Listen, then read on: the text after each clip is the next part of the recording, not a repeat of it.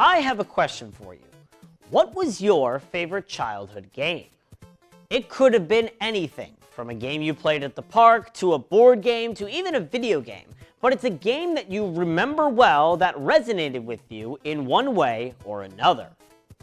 While some of the games people answer this question with are popular and are known across the world, others are more niche and have at most a small community of people who fondly remember it. For me, one of the latter types was an obscure 2010 game for the DS that I personally put hundreds of hours into and still enjoy to this day. That game is LEGO Battles. In this episode of Cartridges and Consoles, we'll dive into this underrated diamond in the rough for the Nintendo DS and show it can provide hours upon hours of replayability and enjoyment for anyone who is willing to give it a shot. LEGO Battles is one of the nearly hundreds of LEGO games that were published by Warner Bros. Interactive Entertainment and TT Games, with this one being developed by Hellbent Studios. Rated E for everyone, kids. The game is one of several real-time strategy games on the Nintendo DS. Your primary goal is to construct and lead an army to complete a certain task with everything playing out in real time. Your army consists of multiple key units, all led by a powerful hero, which acts as the leader of the group and can heal any nearby units, and also perform magic spells to aid you in different ways. Alongside the hero, other units in the army include the builder, who can build and repair structures that are vital to your base and harvest resources for more currency, 3 different infantry units categorized by either close combat, range, or mounted, 3 special weapons, which are creatures or vehicles or the like that can specialize in either close or ranged combat, and finally, transport ships that can move your units around the sea or the air. As for game modes, you have the option between playing free play versus matches, which can be either in single player against the CPU, or in local wireless multiplayer with up to 3 players, and the solely single player story mode, where you can play through any of the game's 6 campaigns.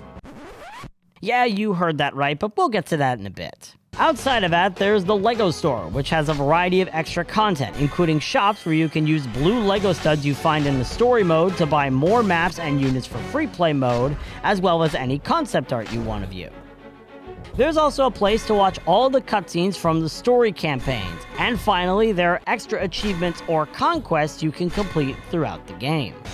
Now, with all that covered, let's get back to those campaigns, as they are probably the game's biggest redeeming factor. LEGO Battles has 6 story campaigns for you to go through, each one being a part of one of 3 central categories: Castle, Pirate, and Space.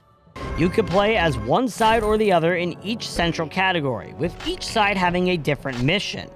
From trying to gain energy crystals as the astronauts, to scavenging the 7 seas for treasure as the pirates, to finding a way to resurrect your wife from the dead as the wizard.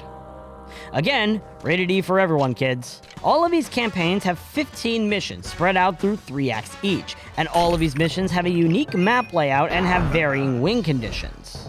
These missions also have a set amount of collectibles to attain, with each individual mission having a mini-kit and some having red bricks hidden throughout the map.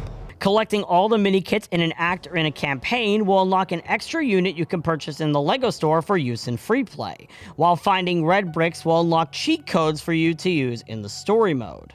This amount of gameplay content right from the beginning is probably the biggest positive factor, as it means you'll have to play a substantial amount of the game before you truly get bored. It's also very impressive from a technical perspective how all of this content could fit onto one DS cartridge, especially considering LEGO Battles was supposed to be 3 separate games before Warner Bros. Did the exact opposite of what any company would do now and requested that all 3 games be made into one. The free play mode is also very strong, as not only do you have the option to play with 2 additional players via local wireless, but you also have a variety of different maps that all have different strategies attached to them, and you can use any units you want from all of the campaigns. There's also 3 different win conditions you can set, as well as 3 different modifiers which can give you the competitive edge or the lack thereof. Additionally, the game has a lot of added charm to it that makes it stand out. For one, all the cutscenes across all 6 campaigns tell very interesting stories, but also have a sort of comedic twist to them, helping make them all memorable to people who play through the game's story mode. Plus, the music for the game is also incredible, considering the limitations of the DS sound system. Even all the units and buildings in the game are based off of real-life LEGO sets, which range from the classics to the more modern sets, helping establish just how much charm was put into this game by the developers. However, while LEGO Battles is strong in these aspects, there's one part it heavily struggles in: the gameplay department. The biggest issue with the game revolves around guiding your units around the map using the DS touchscreen. There's 3 key issues I can pinpoint that you have to know about when guiding your units. The first is that you can only select 9 units at a time, and the game takes priority on certain units compared to others, meaning you may not have the exact army you want selected firsthand. This is circumventable by trying to group everyone into each type of unit, but it still is an annoying feature that hinders the gameplay a lot. The second issue is that when trying to get your units to go to a certain point, their AI will prioritize only walking in a straight line to said point, instead of navigating around obstacles or fighting any enemy units, meaning sometimes your units will get badly stuck and give up getting to the select destination, or even blatantly pass by enemies attacking them and lose more health than they should. Third, and this is what personally bothered me the most, sometimes your units will just have a mind of their own and go attacking nearby enemy units for absolutely no reason. So if in the middle of the game you notice that the music is changing to the combat theme, or your unit count is starting to go down, blame the game's AI for noticing an enemy came within 1 nanometer of their location and decided it was time to engage on them. This clunky gameplay experience definitely is the worst part of the game. It is circumventable if you learn the game well enough and try to be patient. However, the word patience is one that usually doesn't exist in the real-time strategy game dictionary. Overall, LEGO Battles may not have been the biggest game when it released, but it's still a game that I and many others grew up with and enjoy very fondly. It has a superb amount of content, tons of replayability, and a lot of extra charm that helps it resonate well with LEGO fans, making it stand out among the DS library for what it was able to achieve.